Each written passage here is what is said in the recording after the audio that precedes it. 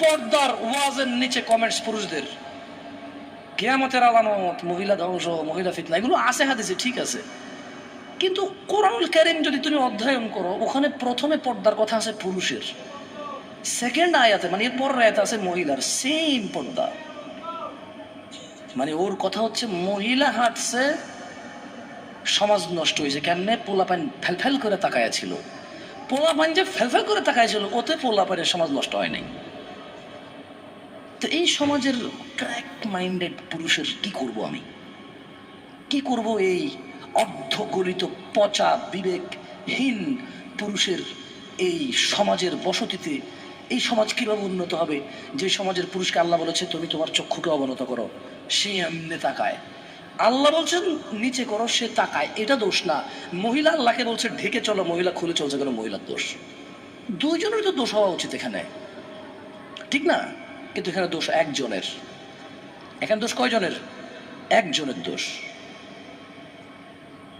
আচ্ছা, মহিলাকে যেই মানে সহবাসের যেই কি বলে এটাকে, মহিলা কে বানাইছে? কে বানাইছে? পুরুষকে পুরুষ কে বানাইছে? তাহলে আমাদের একটা যৌনাঙ্গ আছে, উভয়ের যৌনাঙ্গ বা যৌনি আছে না? তো মহিলা পুরুষ একসাথে শুয়েছে বিবাহ ছাড়া, এখন পেডিডে আর এরকম বিয়ে করতে পারবে না, পেটাটিকে বিয়ে করতে পারবে কে রে? দুজন তো সেম কাজ করেছে। বুঝি একজন অপবিত্র হয়ে গেছে, একজন পবিত্র রয়ে গেছে, এটা হয় নাকি? এখানে অপবিত্র কয়জন? দুইজন। যেখানে সমাজে একটা বেডি বিবাহ হয়েছে, জামাই নির্যাতন করে, ওর তালাক হয়ে গেছে, এখন আর কোনো ভালো পুরুষ ওকে বিয়ের প্রস্তাব দেয় না।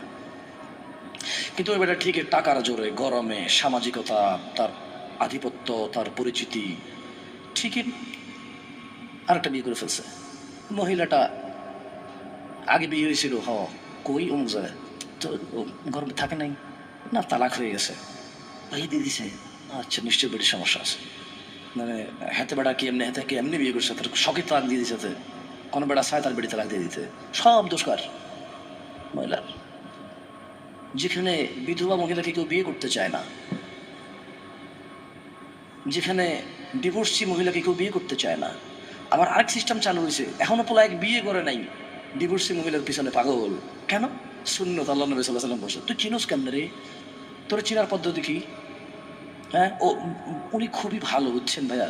ও আচ্ছা আচ্ছা, কেমনে বুঝলাম ভালো? মানে আমি তো আসলে অবজার্ভ করেছি, বুঝছেন, কথাবার্তা বলেছি, চাল চলন খুবই ধর্মভীরু, সবসময় নামাজের কথা, আল্লাহর কথা বলে, সবসময় এগুলো বলে, রাইট? দেখছেন, মানে ও ধর্মভীরু কিন্তু বেডির সাথে কথা